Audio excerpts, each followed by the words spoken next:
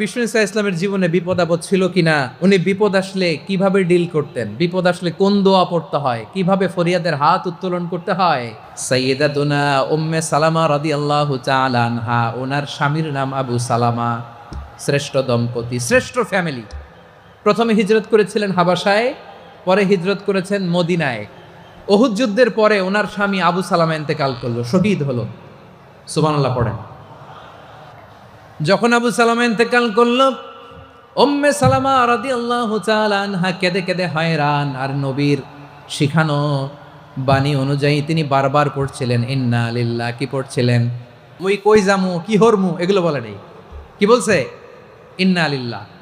যেহেতু বিশ্বনবী বলেছেন, কেউ যদি বিপদের প্রথম ধাক্কায় পড়ে ইন্না লিল্লাহি ওয়া ইন্না ইলাইহি রাজিউন, আল্লাহুম্মা আজুরনি ফি মুসিবাতি ওয়া আখলুফ লি খায়রাম মিনহা, তাহলে এই বিপদে যে সে যা হারালো তার চেয়ে শ্রেষ্ঠ কিছু দিয়ে আল্লাহ তার বদল দিয়ে দিবে। এই হাদিস শুনে উম্মে সালামা রাদিয়াল্লাহু তাআলা আনহা ওনার প্রাণ প্রিয় স্বামী আবু সালামার ইন্তেকালের পরে চোখের পানি ছাড়ে আর পড়ে ইন্না লিল্লাহি ওয়া ইন্না ইলাইহি রাজিউন, আল্লাহুম্মা আজুরনি ফি মুসিবাতি ওয়া আখলুফ লি খায়রাম মিনহা।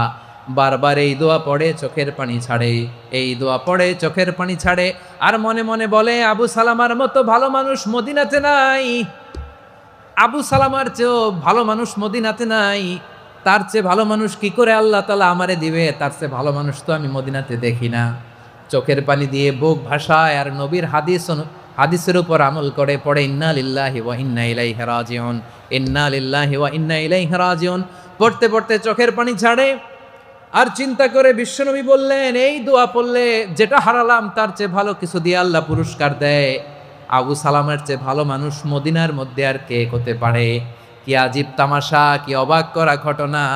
কিছুদিন পরে দেখা গেল সাইয়্যিদুল মুরসালিন রাহমাতাল লিল আলামিন স্বয়ং বিশ্ব নবী উম্মে সালামাকে বিয়ের প্রস্তাব পাঠিয়েছে। স্বয়ং বিশ্ব নবী উম্মে সালামা রাদিয়াল্লাহু তাআলা আনহাকে বিয়ের প্রস্তাব পাঠিয়েছেন। উনি রাজি হয়ে গেলেন, বিয়ে হয়ে গেল। উনি হয়ে গেলেন উম্মুল মুমিনিন, আমাদের মা, পুরো মুসলিম উম্মার মা। চিৎকার করে বলেন আল্লাহু আকবার। বিমানের মধ্যে মাঝে মাঝে দেখবেন যে এয়ার টার্বুলেন্স হয়, জানেন? এয়ার টার্বুলেন্স জানেন তো? মাঝে মাঝে বিমানটা বাউন্সিং করে, বাম্পি, ভেরি বাম্পি ওয়েদার। শোনেন নাই? 40,000 ফিট উপরে যখন থাকে তখন পাইলট মাঝে মাঝে বলে, dear passengers, ladies and gentleman, right now we are flying 40,000 feet above the ground and we are passing very air turbulence, very heavy air turbulence right now. Please fasten your seat belt. দেখবেন মাঝে মাঝে বলে যে, ভদ্র মহিলা, ভদ্র মহোদয়গণ, আমরা 40,000 ফিট উপর দিয়ে যাচ্ছি আর এয়ার টার্বুলেন্স ফেস করছি, মেহেরবানি করে আল্লাহর হস্তে সিট বেল্ট বাঁধুন।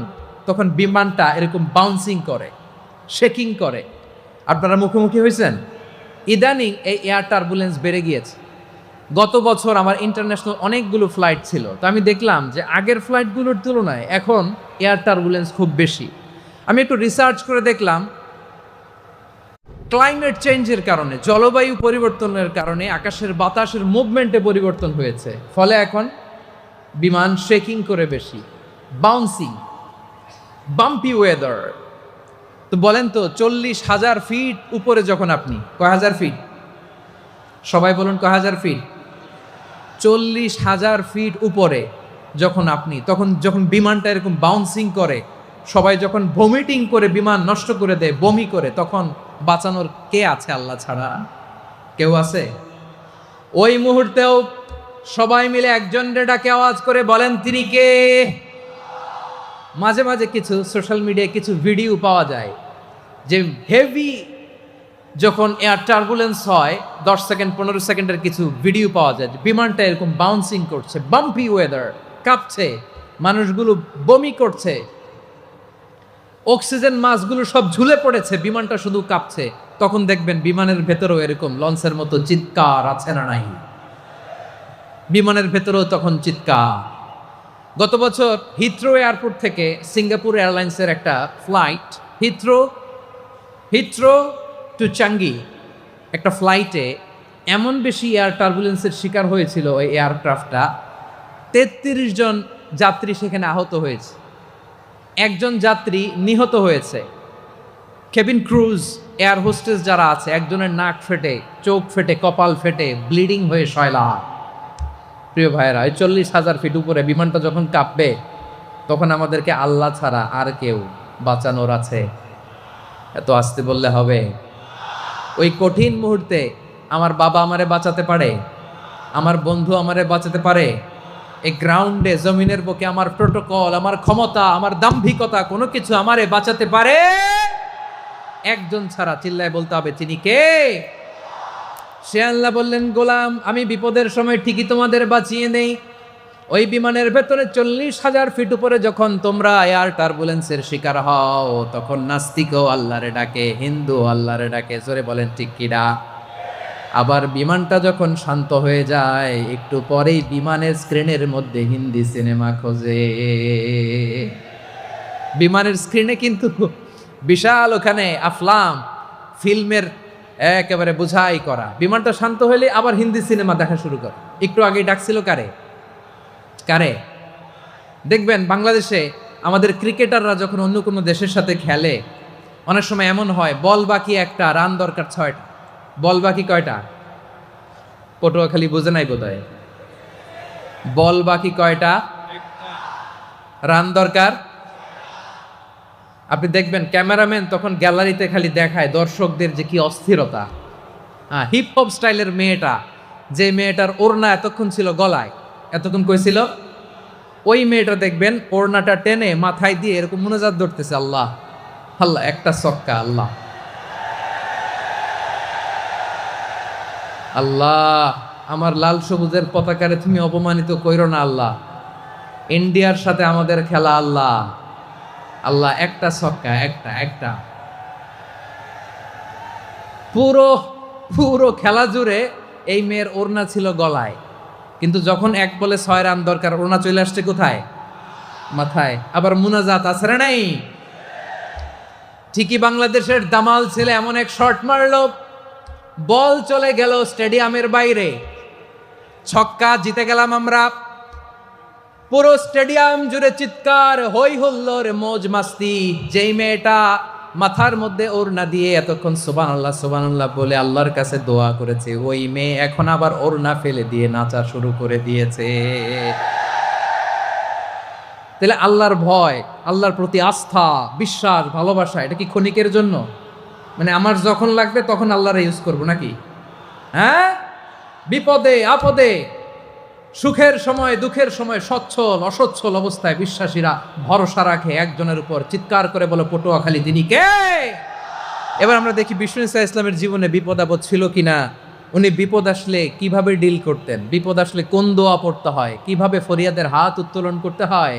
আজকে আমরা যে টপিকটা নিয়ে আলোচনা করব সেটা হচ্ছে, আমরা যে জীবনে বিপদে পড়ি, আমরা বিপদে পড়লে আমাদেরকে উদ্ধার করে কে? আল্লাহ ছাড়া আমাদের বাঁচানোর কেউ আছে? উদ্ধার করার কেউ আছে? রক্ষা করার কেউ আছে? এজন্য বিপদে পড়লে আমরা চাইবো কার কাছে? আমাদের যাই দরকার হোক আমরা ফরিয়াদ করব কার কাছে? নাকি মাজারে যেয়ে চাবেন? মাজারে যেয়ে চাবেন? অনেকে তো মাজারে যেয়ে কপাল ঘষে, আছে না নাই? মাজারে যেয়ে সন্তান চায়, আছে? এই এলাকায় নাই, এই এলাকার লোকদের আকীদা খালেস আমি জানি। মাজারে যে কপাল ঘষে আর সন্তান চায়। আচ্ছা, মাজারে গেলে সন্তান পাওয়া যায়? আচ্ছা, মাজারে না গেলে যদি বাচ্চা না হতো, গরু ছাগলের যে বাচ্চা হয়, ওরা কোন মাজারে মানত করে বলেন? কথা কি বুঝতেছেন? এই যে প্রতি বছর গরু ছাগল ভেড়া এগুলো যে বাচ্চা দেয়, এরা কোন মাজারে যে মানত করে? এজন্য চাইতে হবে একজনের কাছে, তিনি কে? আমার প্রিয় পটুয়াখালীবাসী, মাজার জিয়ারত করা সুন্নাহ। আমরা মাজার জিয়ারত করব, আল্লাহ ওয়ালাদের কবরে যাব, আমরা সেখানে যে সালাম দিব, দোয়া করব, নিজের জন্য করব, কবরে শুয়ে থাকা মাইয়েতের জন্য করব, পুরো মুসলিম উম্মার জন্য করব। কিন্তু কবরে যিনি শুয়ে আছে, ওই বাবার কাছে সন্তান চাওয়া যাবে? চাকরি চাওয়া যাবে? সফলতা চাওয়া যাবে? সফলতা দেয় কে? সবাই বলেন নাই, আওয়াজ করে বলেন, সফলতা দেওয়ার মালিক কে? একথাই রব্বুল আলামিন বলেন, وَإِن يَمْسَسْكَ اللَّهُ بِضُرٍّ فَلَا كَاشِفَ لَهُ إِلَّا هُوَ وَإِن يُرِدْكَ بِخَيْرٍ فَلَا رَادَّ الرد لفضله يصيب به من يشاء من عباده وهو الغفور الرحيم الله أكبر আল্লাহ বললেন ওয়া ইয়ামসাসকাল্লাহু বিদুররিন ফালা কাশিফা লাহু ইল্লা হু। আল্লাহ যদি তোমাকে কোনো বিপদ স্পর্শ করায়, আল্লাহ যদি তোমারে কোনো বিপদে ফেলে দেয়, ওই বিপদ থেকে উদ্ধার করার তিনি ছাড়া আর কেউ নাই। জোরে বলেন ঠিক কিনা? তিনি যদি কোনো বিপদে ফেলেন, তিনি ছাড়া বিপদ থেকে উদ্ধার করার কেউ নাই। আর তিনি যদি তোমার প্রতি কোনো অনুগ্রহ করতে চান, ওই অনুগ্রহ ঠেকিয়ে দেওয়ার ক্ষমতাও কারো নাই। আল্লাহ যদি আপনার সফলতা দিতে চায়, পৃথিবীর কোনো শক্তি ওই সফলতাকে থামাতে পারে? এজন্য আল্লাহ বললেন, খবরদার, চিন্তা রাখিদা খালিস করে নাও। ওয়া ইয়ামসাসকাল্লাহু বিদুররিন ফালা কাশিফা লাহু ইল্লা হু। আল্লাহ বিপদে ফেললে বিপদ থেকে উদ্ধার করার কেউ থাকে না। আর আল্লাহ যদি তোমার প্রতি দয়া দেখাতে চান, অনুগ্রহ করতে চান, ওই অনুগ্রহকে প্রতিরোধ করার মতো ক্ষমতা কারো নাই। তিনি তার বান্দাদের মধ্য থেকে যাকে ইচ্ছা তাকে দেন, যত ইচ্ছা তত দেন। তিনি ক্ষমাশীল, তিনি মেহেরবান। সুবহানাল্লাহ। তিনি ক্ষমাশীল, তিনি মেহেরবান। তাহলে এই আয়াত থেকে আমরা বুঝতে পারলাম, আমরা যদি বিপদে পড়ি আমাদেরকে কেউ বাঁচাতে পারে না। আমার বাবা আমারে বাঁচাতে পারে? হ্যাঁ? আমার মা আমাকে বাঁচাতে পারে? আমার বন্ধু আমারে বাঁচাতে পারে? আমার দলের কর্মী আমাকে বাঁচাতে পারে? আমার পীর সাহেব আমারে বাঁচাতে পারে? আমার পটুয়াখালীর ভাইয়েরা খেয়াল রাখবেন, বাঁচাতে পারে এক মহান সত্তা, উদ্ধার করতে পারে এক মহান সত্তা। চিৎকার করে বলুন, তিনি কে? আবার আল্লাহ বললেন, আম্মাই ইউজিবুল মুযতাররা ইযা দাআহু ওয়া ইয়াকশিফুস সুআ ওয়া ইয়াজআলুকুম খুলাফাআল আরদ আখিলাহুম মা'আল্লাহ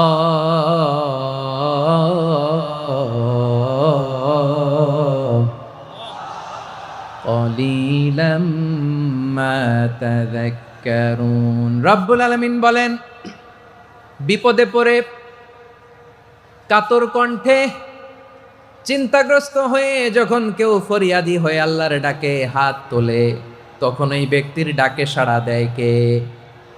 সবাই বলুন। কাতর কণ্ঠে বিপন্ন অবস্থায় আপনি যখন কেঁদে কেঁদে হাত তুলে আপনার দুঃখের কথা জানান, আপনি যখন ডাকেন তারে, তখন আপনার ডাকে সাড়া দেয় কে? আল্লাহ বলে, আমি সাড়া দেই। তোমাদের বিপদকে মুক্ত করে দেয় কে? ওই আল্লাহর সাথে কোনো উপাস্য আছে নাকি? কিন্তু খুব অল্প সংখ্যক লোকই তোমরা উপদেশ গ্রহণ করো। কথাটা কা? তাহলে বিপন্ন মানবতা যখন কাঁদে, মানুষ যখন বিপদে পড়ে নিরুপায় হয়ে ফরিয়াদ করে, তার ডাক শোনার কেউ নাই একজন ছাড়া। চিল্লায় বলেন তো, তিনি কে? এজন্য আমরা ফরিয়াদের হাত কার দিকে তুলব? প্রিয় পটুয়াখালী বলেন, ফরিয়াদের দুটো হাত আমরা কার দিকে তুলব? এবং খেয়াল রাখতে হবে, মাথার সাথে সেট করে নিতে হবে, আল্লাহ ছাড়া আমাকে উদ্ধার করার কেউ নাই। এই পৃথিবীতে কেউ আপন না। প্রিয় ভাইয়েরা, বিপদে বললে বোঝা যায় কেউ আপন না। আপন শুধু একজন মহান সত্তা। তিনি কে? এটা কি আপনারা খেয়াল রাখতে পারবেন? হ্যাঁ, বিপদে আপদে কেউ আমাদের বাঁচাতে পারে না, তরাতে পারে না, মুক্তি দিতে পারে না, উদ্ধার করতে পারে না, একমাত্র আমার প্রভু ছাড়া, আল্লাহ ছাড়া। চিল্লায় বলেন ঠিক কিনা? এবং প্রিয় পটুয়াখালীর ভাইয়েরা, মাথার সাথে এটা সেট করে নিতে হবে যে আমাদের পুরো জীবনটাই পরীক্ষা। পুরো জীবনটাই কি? The life is a test. পুরো জীবনটাই পরীক্ষা। এই জীবনে বিপদ আসবে, আপদ আসবে, পরীক্ষা আসবে, সবার জীবনে এটা থাকে। এক একজনের পরীক্ষা এক এক রকম। আমার পরীক্ষা একরকম, মাসুদ ভাইয়ের পরীক্ষা একরকম, চৌধুরী সাহেবের পরীক্ষা একরকম, আপনার পরীক্ষা একরকম, উনার পরীক্ষা আবার আরেক রকম। পুরো পৃথিবীটাই পরীক্ষা ক্ষেত্র। সবাই পরীক্ষা দিচ্ছি, কিন্তু কারো পরীক্ষা প্রশ্নের সাথে কারোটার মিল নাই। সুবহানাল্লাহ পড়বেন না? পুরোটাই পরীক্ষা ক্ষেত্র, সবাই পরীক্ষার্থী, কিন্তু প্রশ্নপত্র একটার সাথে আরেকটা মিলে না। One doesn't match the other. একজনেরটার সাথে আরেকজনেরটা মিলে না। কাউকে আল্লাহ তাআলা ধনী বানিয়ে পরীক্ষা করেন। কি বানিয়ে? কথা কি বুঝতেছেন নাকি কষ্ট হচ্ছে? কষ্ট হচ্ছে আপনাদের? কাউকে আল্লাহ ধনী বানিয়ে পরীক্ষা করেন, আবার কাউকে আল্লাহ তাআলা গরিব বানিয়ে পরীক্ষা করেন, কাউকে আল্লাহ অসুস্থ বানিয়ে পরীক্ষা করেন। কেউ দেখবেন যে দুরারোগ্য ব্যাধিতে আক্রান্ত, ডাক্তার বলেছে আর সময় নাই, দুরারোগ্য ব্যাধি, ক্যান্সার, যার নেই কোনো অ্যান্সার, তার জন্য পরীক্ষা হচ্ছে এই রোগ। আরেক লোক দেখবেন তার আবার রোগ বালায় নাই, মাশাআল্লাহ, তাকে আল্লাহ তাআলা আর্থিক দৈন্যতা, দারিদ্রতা দিয়ে পরীক্ষা করছেন। এরকম আছে না নাই? টাকা পয়সা নাই, দিন আনে দিন খায়, যা আছে তাতে চলে না, এটা তার জন্য পরীক্ষা।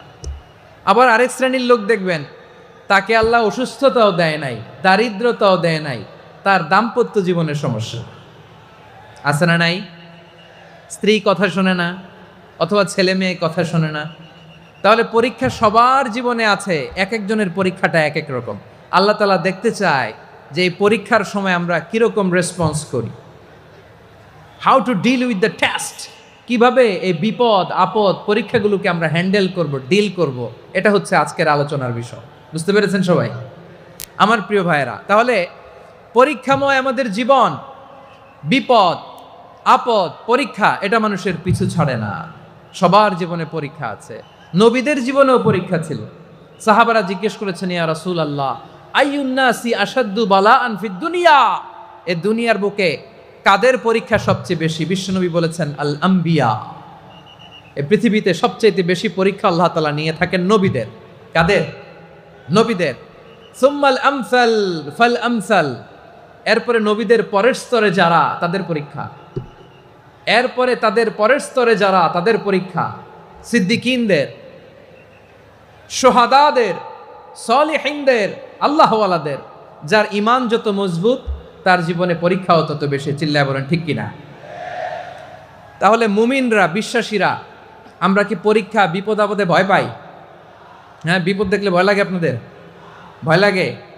হ্যাঁ, না, মুমিনরা বিপদে ভয় পায় না, তারা হতাশ হয় না, সুবহানাল্লাহ, তারা নিরাশ হয় না। বিশ্বাসীরা হাল ছেড়ে দেয় না, তারা ভরসা রাখে একজনের উপর। চিল্লায় বলতে হবে তিনি কে? কারণ মুমিন জানে the grief isn't permanent, the test isn't permanent, the struggle in our life isn't permanent. আমাদের জীবনের দুঃখ, কষ্ট, স্ট্রাগল, এগুলো পার্মানেন্ট নয়। after every difficulties there is an ease. সব কষ্টের পরেই একটা সুখ আছে না নাই?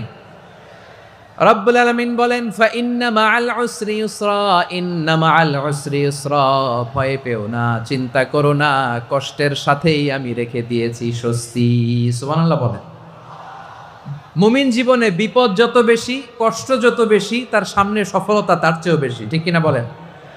কারণ বিশ্বাসীরা জানে রাত্রি যত গভীর হয়, সুবহে সাদিকের সময় তত আগাতে থাকে। গর্ভবতী নারীর পেটের ব্যথা যত বাড়তে থাকে, ঘরে নতুন মেহমান আগমনের সময় ঘনাতে থাকে।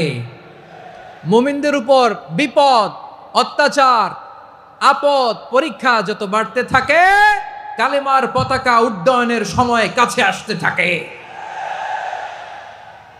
বিশ্বাসীদের এগুলো হিসাব মিলানো অনেক আগে, এগুলো অনেক আগে হিসাব মিলানো। দুঃখের আধার শেষে সুখের আলো মিটিমিটি হাসে। চিল্লায় বলেন ঠিক কিনা? দুঃখ যত বেশি, পরীক্ষা যত বেশি, কষ্ট যত বেশি, সুখের সময় তত কাছাকাছি। চিল্লায় বলতে হবে ঠিক কিনা? এজন্য মুমিন জীবনে পরীক্ষা বেশি, মুমিনদের হতাশা নাই, মুমিনরা নিরাশ হয় না, হতাশ হয় কাফিররা। মুমিনরা কখনো হাল ছেড়ে দেয় না, মুমিনরা ভরসা রাখে একজনের উপর, তিনি কে? তাহলে আমার প্রিয় পটুয়াখালীবাসী, বিপদ থাকবে, পরীক্ষা থাকবে, এই বিপদ থেকে আমাদেরকে উদ্ধার করবেন একজন, তিনি কে? আমরা শুধু আল্লাহর উপরই ভরসা রাখবো। রাজি আছেন তো? চাইবো একজন সত্তার কাছে। আওয়াজ করে বলুন তিনি কে? একজন সত্তার কাছে চাইবে। বিশ্বনবী ওনার চাচাতো ভাই আব্দুল্লাহ ইবনে আব্বাস রাদিয়াল্লাহু তাআলা আনহুকে বললেন, ইয়া আব্দুল্লাহ ইবনাল আব্বাস, হে আব্দুল্লাহ ইবনে আব্বাস, ইযা সাআলতা ফাসআলিল্লাহ, যখন চাইবে আল্লাহর কাছে যাও। ও আব্দুল্লাহ, যখন চাইবা আল্লাহর কাছে চাও। ওয়া ইযা ইসতাআনতা ফাসতাইন বিল্লাহ, যখন সাহায্য চাইবা আল্লাহর কাছে ফরিয়াদ করো।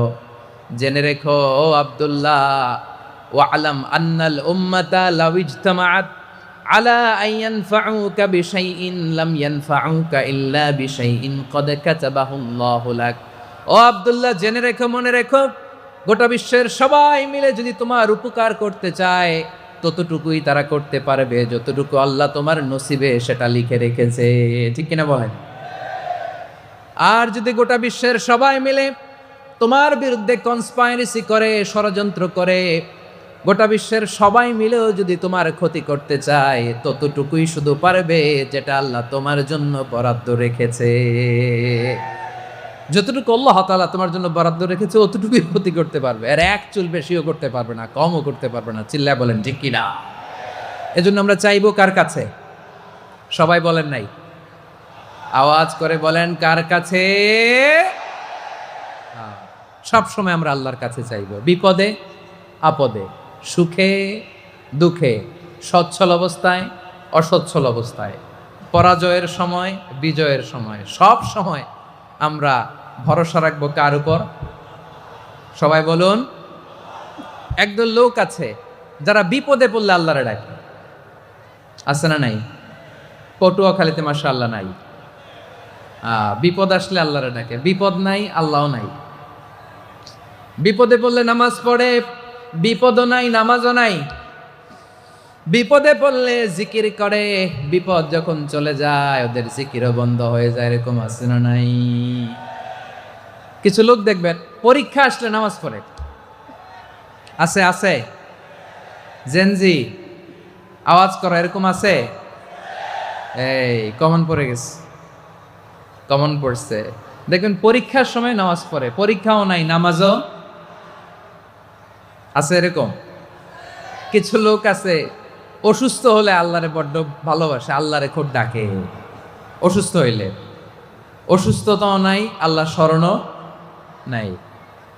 দেখবেন কিছু লোক নির্বাচন আসলে খুব আল্লাহ আল্লাহ হয়ে যায়,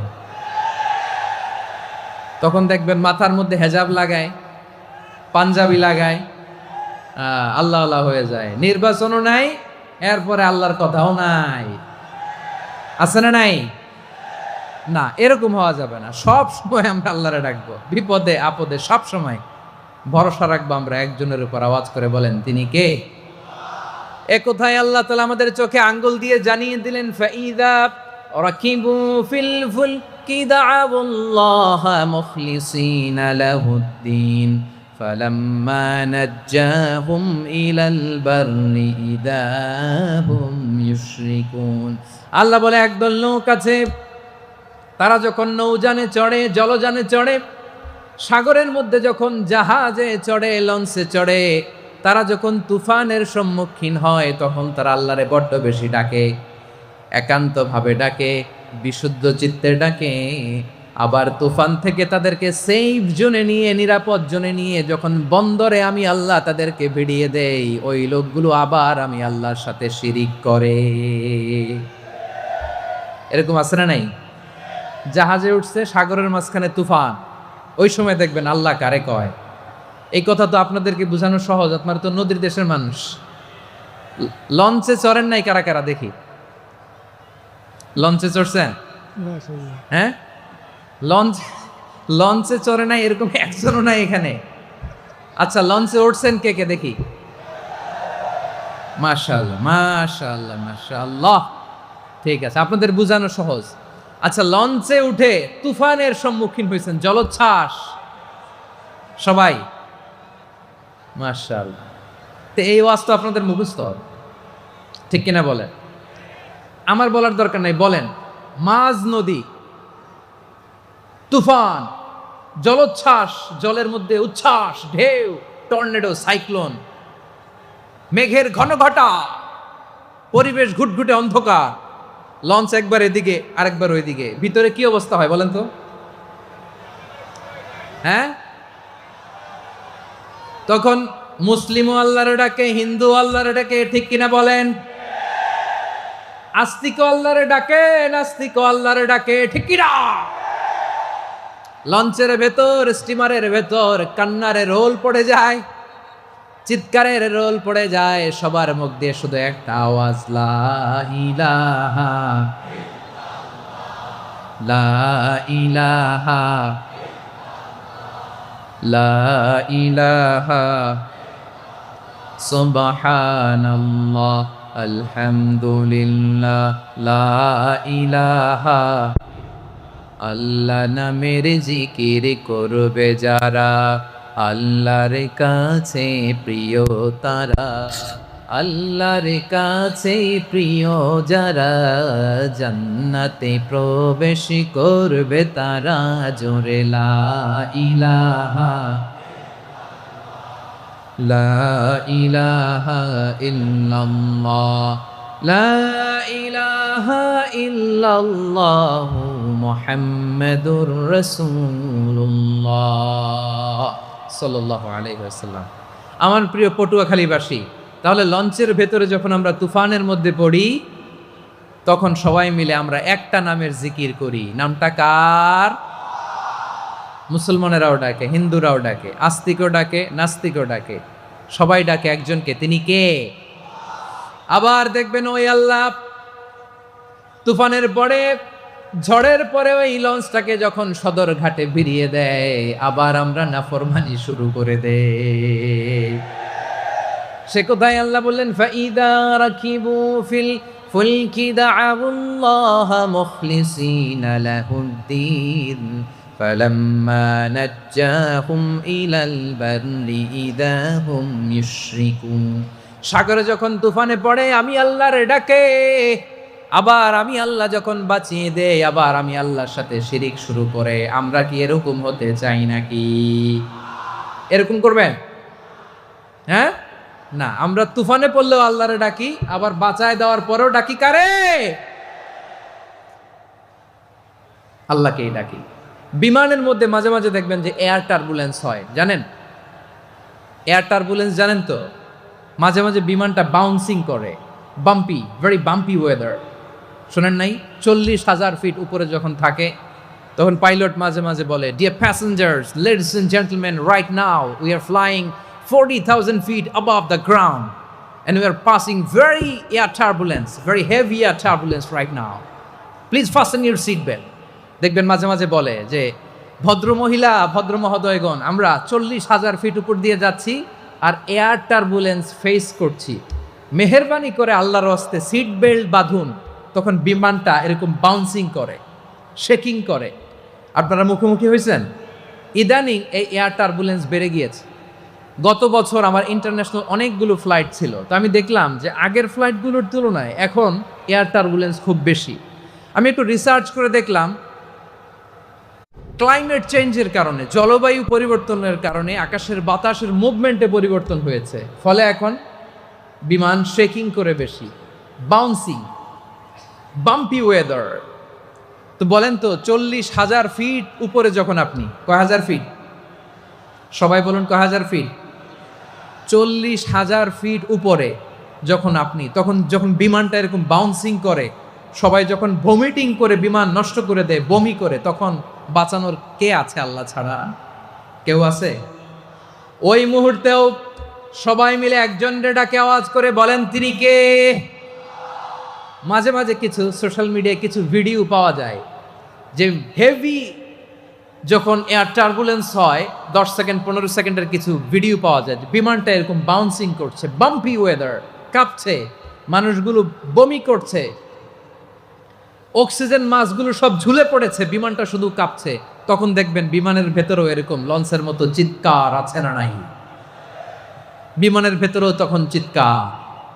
গত বছর হিথ্রো এয়ারপোর্ট থেকে সিঙ্গাপুর এয়ারলাইন্সের একটা ফ্লাইট, হিথ্রো টু চাঙ্গি, একটা ফ্লাইটে এমন বেশি এয়ার টার্বুলেন্সের শিকার হয়েছিল ওই এয়ারক্রাফটটা, 33 জন যাত্রী সেখানে আহত হয়েছে, একজন যাত্রী নিহত হয়েছে। কেবিন ক্রুজ, এয়ার হোস্টেস যারা আছে, একজনের নাক ফেটে, চোখ ফেটে, কপাল ফেটে, ব্লিডিং হয়ে শয়লা। প্রিয় ভাইয়েরা, 40,000 ফিট উপরে বিমানটা যখন কাঁপবে, তখন আমাদেরকে আল্লাহ ছাড়া আর কেউ বাঁচানোর আছে? এত আসতে বললে হবে? ওই কঠিন মুহূর্তে আমার বাবা আমারে বাঁচাতে পারে, আমার বন্ধু আমারে বাঁচাতে পারে। এই গ্রাউন্ডে, জমিনের বুকে আমার প্রোটোকল, আমার ক্ষমতা, আমার দাম্ভিকতা, কোনো কিছু আমারে বাঁচাতে পারে একজন ছাড়া। চিল্লায় বলতে হবে, তিনি কে? সে আল্লাহ বললেন, গোলাম, আমি বিপদের সময় ঠিকই তোমাদের বাঁচিয়ে নেই, ওই বিমানের ভেতরে 40,000 ফিট উপরে যখন তোমরা এয়ার টার্বুলেন্সের শিকার হও, তখন নাস্তিকও আল্লাহরে ডাকে, হিন্দু আল্লাহরে ডাকে। জোরে বলেন ঠিক কিনা? আবার বিমানটা যখন শান্ত হয়ে যায়, একটু পরেই বিমানের স্ক্রিনের মধ্যে হিন্দি সিনেমা খোঁজে। বিমানের স্ক্রিনে কিন্তু বিশাল ওখানে আফলাম ফিল্মের একেবারে বোঝাই করা। বিমানটা শান্ত হলে আবার হিন্দি সিনেমা দেখা শুরু করে। একটু আগেই ডাকছিল কারে কারে? দেখবেন বাংলাদেশে আমাদের ক্রিকেটাররা যখন অন্য কোনো দেশের সাথে খেলে, অনেক সময় এমন হয় বল বাকি একটা, রান দরকার 6টা। বল বাকি কয়টা? পটুয়াখালী বোঝে নাই বোধহয়। বল বাকি কয়টা? রান দরকার। আপনি দেখবেন ক্যামেরাম্যান তখন গ্যালারিতে খালি দেখায় দর্শকদের যে কি অস্থিরতা। হিপ হপ স্টাইলের মেয়েটা, যে মেয়েটার ওড়না এতক্ষণ ছিল গলায়, এতক্ষণ কইছিল, ওই মেয়েটা দেখবেন ওড়নাটা টেনে মাথায় দিয়ে এরকম মুনাজাত ধরতেছে, আল্লাহ আল্লাহ, একটা ছক্কা, আল্লাহ আল্লাহ, আমার লাল সবুজের পতাকারে তুমি অপমানিত কইরো না আল্লাহ, ইন্ডিয়ার সাথে আমাদের খেলা, আল্লাহ আল্লাহ, একটা ছক্কা, একটা একটা। পুরো পুরো খেলা জুড়ে এই মেয়ের ওড়না ছিল গলায়, কিন্তু যখন 1 বলে 6 রান দরকার, ওড়না চলে আসছে কোথায়? মাথায়। আবার মুনাজাত আছে না নাই? ঠিকই বাংলাদেশের দামাল ছেলে এমন এক শট মারলো, বল চলে গেল স্টেডিয়ামের বাইরে, ছক্কা, জিতে গেলাম আমরা। পুরো স্টেডিয়াম জুড়ে চিৎকার, হই হুল্লোর, মৌজ মাস্তি। যেই মেয়েটা মাথার মধ্যে ওড়না দিয়ে এতক্ষণ সুবহানাল্লাহ সুবহানাল্লাহ বলে আল্লাহর কাছে দোয়া করেছে, ওই মেয়ে এখন আবার ওড়না ফেলে দিয়ে নাচা শুরু করে দিয়েছে। তাহলে আল্লাহর ভয়, আল্লাহর প্রতি আস্থা, বিশ্বাস, ভালোবাসা, এটা কি ক্ষণিকের জন্য? মানে আমার যখন লাগবে তখন আল্লাহরে ইউজ করবো নাকি? হ্যাঁ, বিপদে আপদে, সুখের সময় দুঃখের সময়, সচ্ছল অসচ্ছল অবস্থায় বিশ্বাসীরা ভরসা রাখে একজনের উপর। চিৎকার করে বলো, পটুয়াখালী তিনি কে? সে আল্লাহ বললেন, গোলাম মনে করো না জাহাজ থেকে সদরঘাটে ভিড়িয়ে দিলাম, তুমি নিরাপদ হয়ে গেছো। মনে করো না 40,000 ফিট থেকে সেফ ল্যান্ডিং এর পরে এয়ারপোর্টে নেমে গেলেই তুমি নিরাপদ হয়ে গেছো। ও মিয়া, বিপদ কি শুধু সাগরে আর আকাশে? ঘরের বিপদও, ঘরের ভেতরও বিপদ আসতে পারে কি পারে না? এজন্য সূরা মুলক আল্লাহ বললেন, আমিনতুম মান ফিস সামাই আন ইয়াখসিফা বিকুমুল আরদা ফাইযা হিয়া তামুর। তোমরা কি ভাবছো তোমরা নিরাপদ? সাগরের মধ্যে তুফান, আল্লাহ আল্লাহ ডাকলাম, সদরঘাটে যেয়ে পড়ছি, পয়সা গেছেন তো আপনি। আর পাবে আপনারে আল্লাহ? আল্লাহরা তো সাগরের মাঝখানে তো আল্লাহ আপনারা পাইছিল, আর তো পাবে না। আর পাবে আপনারে? আর আল্লাহ ধরতে পারবে আপনারে? ঘরের ভেতরও বিপদ দিয়ে আটকাতে পারে কে? 5 স্টার 7 স্টার হোটেলের ভেতরও আমাকে বিপদের মধ্যে ফেলে দিতে পারেন কে? আল্লাহ বললেন, তোমরা কি ভেবেছো তোমরা নিরাপদ? আমি চাইলে ল্যান্ডস্লাইডস, ভূমি ধস দিয়ে 1 লক্ষ 1 মুহূর্তে নিয়ে যেতে পারি। এক সুনামি দিয়ে থাপ্পড় মেরে 3 লক্ষ সাগরের ভেতরে ঢুকায় দিতে পারি। 1 সেকেন্ডও লাগে না আমার। আম আমিনতুম মান ফিস সামাই আন ইউরসিলা আলাইকুম হাসিবা ফাসাতা'লামুনা কাইফা নাযীর। আল্লাহ চাইলে আকাশ থেকে পাথর বৃষ্টি নাজিল করতে পারেন কি পারেন না? এই মুহূর্তে এখানে ভূমিকম্প দিতে পারেন কি পারেন না? আচ্ছা, ভূমিকম্প যখন হয় আমাদের কারো হুঁশ থাকে? আপনি মনে করছেন আমরা সাধারণ মানুষ, আমরা দৌড় দেই, আর প্রেসিডেন্ট প্রধানমন্ত্রী ওনারা বুঝি খাটে শুয়ে থাকে? কথা বোঝে নাই বোধহয়। ভূমিকম্প, আর্থকোয়েক যদি হয়, বাঁচার জন্য আমরা কি করি? হয় খাটের তলায়, ডাইনিং টেবিলের নিচে, উপরে শক্ত কিছু আছে এটার নিচে, অথবা ঘর থুইয়া দেও দৌড়। তো প্রধানমন্ত্রী উনি কি করে? প্রেসিডেন্ট উনি কি করে? হ্যাঁ, উনি খাটের মধ্যে যে শুয়ে থাকে নাকি? উনিও দৌড়, সাধারণ মানুষও দৌড়, প্রধানমন্ত্রীও দৌড়, বাড়িওয়ালাও দৌড়, ভাড়াটিয়াও দৌড়, সবাই দৌড়। নাকি ভাড়াটিয়ারা বাড়ি থুইয়া দৌড়, বাড়িওয়ালারা আর বেরোয় না? এরকম না। তাহলে যে কোনো মুহূর্তে ভূমিকম্প দিয়ে নাস্তানাবুদ করতে পারে কে? আমার প্রিয় ভাইয়েরা, আমরা নিরাপদ নই, আমরা তার দয়ায় বেঁচে আছি। কার দয়ায়? এজন্য আল্লাহ বললেন, গোলাম যে কোনো মুহূর্তে বিপদ দিয়ে তোমাদেরকে নাস্তানাবুদ করতে পারি। বিশ্বাসী বলে যদি নিজেকে দাবি করো, সব সময় ডাকতে হবে একজন সত্তাকে। বলেন তিনি কে? এই কথা ক্লিয়ার? এই সবগুলো উদাহরণ শেষে সবার কাছে ক্লিয়ার হয়েছে না যে বিপদ থেকে, আপদ থেকে, পরীক্ষা থেকে, ক্যালামিটি থেকে আমাদেরকে কেউ বাঁচাতে পারে না একজন সত্তা ছাড়া।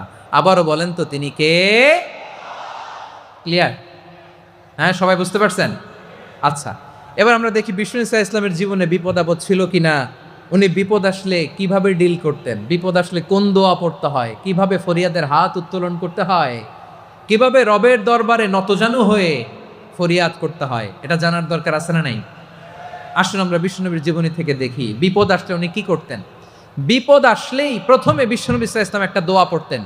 কি পড়তেন? তিনি পড়তেন ইন্না লিল্লাহি ওয়া ইন্না ইলাইহি রাজিউন। নিশ্চয় আমরা আল্লাহর জন্য, নিশ্চয় আমরা কার দিকে ফিরবো ভাই? আবার কার দিকে ফিরবো? আওয়াজ করে বলুন তো, আমরা এসেছি কার কাছ থেকে, আবারও ফিরে যাব কার কাছে? এজন্য বিশ্বনবী পড়ছেন ইন্না লিল্লাহি ওয়া ইন্না ইলাইহি রাজিউন। নিশ্চয় আল্লাহর জন্য, ওই আল্লাহর দিকেই আমরা ফিরে যাব। তারপরে বিশ্বনবী করতেন আল্লাহুম্মা আজুরনি ফি মুসিবাতি ওয়াখলুফ লি খায়রাম মিনহা। একসাথে প্রথমে পড়তেন ইন্না লিল্লাহি ওয়া ইন্না ইলাইহি রাজিউন, তারপর পরই পড়তেন আল্লাহুম্মা আজুরনি ফি মুসিবাতি ওয়াখলুফ লি খায়রাম মিনহা। মানে আল্লাহ, এই যে আমি বিপদে ধৈর্য ধারণ করলাম, এটার সব তুমি আমারে দাও, আর যেটা হারালাম এর চেয়ে ভালো কিছু দিয়ে মেকআপ করে দিও, ভালো কিছু দিয়ে বদল করে দিও। সুবহানাল্লাহ পড়েন। তাহলে বিপদ আসলে আমরা কি পড়ব? কথা বলেন। এই যে আমি শুয়েছিলাম, নাশিদ গাচ্ছিল ওরা, এদেশে পরস্পরে দেখা হলে দেয় সালাম, এদেশে আমজনতার হৃদয় জুড়ে পাকালাম, এদেশে বিপদ এলে সর্বজনে সর্বক্ষণে দোয়া পড়ে ইন্না লিল্লাহ। কি পড়ে? সুবহানাল্লাহ সুবহানাল্লাহ সুবহানাল্লাহ সুবহানাল্লাহ। এদেশে আজান শুনে সূর্য ওঠে শহর গ্রামে, এদেশে আজান শুনে সূর্য ডুবে সন্ধ্যা নামে, এদেশে সকল কাজে সবাই বলে বিসমিল্লাহ, এদেশে ভালো কিছু দেখে শুনে হাসি মুখে সবাই বলে মাশা আল্লাহ। সুবহানাল্লাহ পড়ে। তাহলে বিপদ এলে আমরা কি পড়ি? কথা বুঝলে সবাই উত্তর দিতে হবে। বিপদ এলে কি পড়ি? তাহলে বিপদ এলেই আমরা এখন থেকে ইন্না লিল্লাহ পড়বো, নাকি হাই হুতাশ করবেন? একদল আছে হাই হুতাশ করে, হায় আল্লাহ রে মোর কি হইল রে, মুই কি হরমু রে, মুই কমবে জামু রে, আছে না নাই? এরকম বিলাপ করতে নিষেধ করেছেন বিশ্বনবী। কি করব, কই যাব, কি হবে, হায় হায়, এরকম হাহুতাশ আছে না নাই? বিশ্বাসীরা হাহুতাশ করে না, তারা ইন্না লিল্লাহ পড়ে। কি পড়ে? মনে থাকবে? আমরা পড়বো ইন্না লিল্লাহি ওয়া ইন্না ইলাইহি রাজিউন। নিশ্চয়ই আমরা আল্লাহর জন্য, আমরা আল্লাহর দিকেই ফিরে যাব। এরপর পড়বো আল্লাহুম্মা আজুরনি ফি মুসিবাতি ওয়াখলুফ লি খায়রাম মিনহা। আল্লাহ, আমি যে বিপদে ধৈর্য ধারণ করলাম এটার সওয়াব দিও, আর যা হারালাম তার চেয়ে ভালো কিছু দিয়ে বদল করে দিও। সুবহানাল্লাহ পড়েন। বিশ্বনবীর হাদিস শুনলেন উম্মে সালামা রাদিয়াল্লাহু তাআলা আনহা। ওনার স্বামী হলো আবু সালামা। মজার ঘটনা খেয়াল করে শুনেন আমার প্রিয় কলিজার টুকরা ভাইয়েরা। কানগুলো খরগোশের কানের মতো খাড়া করে আমার দিকে তাকান। সাইয়্যিদাতুনা উম্মে সালামা রাদিয়াল্লাহু তাআলা আনহা, ওনার স্বামীর নাম আবু সালামা। শ্রেষ্ঠ দম্পতি, শ্রেষ্ঠ ফ্যামিলি। প্রথমে হিজরত করেছিলেন হাবাসায়, পরে হিজরত করেছেন মদিনায়। উহুদ যুদ্ধের পরে ওনার স্বামী আবু সালামা ইন্তেকাল করলো, শহীদ হলো। সুবহানাল্লাহ পড়েন। যখন আবু সালামা ইন্তেকাল করলো, উম্মে সালামা রাদিয়াল্লাহু তাআলা আনহা কেঁদে কেঁদে হয়রান। আর নবীর শিখানো বাণী অনুযায়ী তিনি বারবার পড়ছিলেন ইন্না লিল্লাহ। কি পড়ছিলেন? মুই কই জামু, কি হরমু, এগুলো বলে নেই। কি বলছে? ইন্না লিল্লাহ। যেহেতু বিশ্বনবী বলেছেন কেউ যদি বিপদের প্রথম ধাক্কায় পড়ে ইন্না লিল্লাহি ওয়া ইন্না ইলাইহি রাজিউন, আল্লাহুম্মা আজুরনি ফি মুসিবাতি ওয়াখলুফ লি খায়রাম মিনহা, তাহলে এই বিপদে যে সে যা হারালো তার চেয়ে শ্রেষ্ঠ কিছু দিয়ে আল্লাহ তার বদল দিয়ে দিবে। এই হাদিস শুনে উম্মে সালামা রাদিয়াল্লাহু তাআলা আনহা ওনার প্রাণ প্রিয় স্বামী আবু সালামার ইন্তেকালের পরে চোখের পানি ছাড়ে আর পড়ে ইন্না লিল্লাহি ওয়া ইন্না ইলাইহি রাজিউন আল্লাহুম্মা আজুরনি ফি মুসিবাতি ওয়াখলুফনি খায়রাম মিনহা। বারবার এই দোয়া পড়ে চোখের পানি ছাড়ে, এই দোয়া পড়ে চোখের পানি ছাড়ে, আর মনে মনে বলে আবু সালামার মতো ভালো মানুষ মদিনাতে নাই, আবু সালামার চেয়েও ভালো মানুষ মদিনাতে নাই, তার চেয়ে ভালো মানুষ কি করে আল্লাহ তাআলা আমারে দিবে, তার চেয়ে ভালো মানুষ তো আমি মদিনাতে দেখি না। চোখের পানি দিয়ে বুক ভাসায় আর নবীর হাদিসের উপর আমল করে পড়ে ইন্না লিল্লাহি ওয়া ইন্না ইলাইহি রাজিউন, ইন্না লিল্লাহি ওয়া ইন্না ইলাইহি রাজিউন। পড়তে পড়তে চোখের পানি ছাড়ে আর চিন্তা করে বিশ্বনবী বললেন, এই দোয়া পড়লে যেটা হারালাম তার চেয়ে ভালো কিছু দিয়ে আল্লাহ পুরস্কার দেয়। আবু সালামের চেয়ে ভালো মানুষ মদিনার মধ্যে আর কে হতে পারে?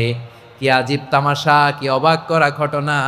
কিছুদিন পরে দেখা গেল সাইয়্যিদুল মুরসালিন রাহমাতাল লিল আলামিন স্বয়ং বিশ্ব নবী উম্মে সালামাকে বিয়ের প্রস্তাব পাঠিয়েছে।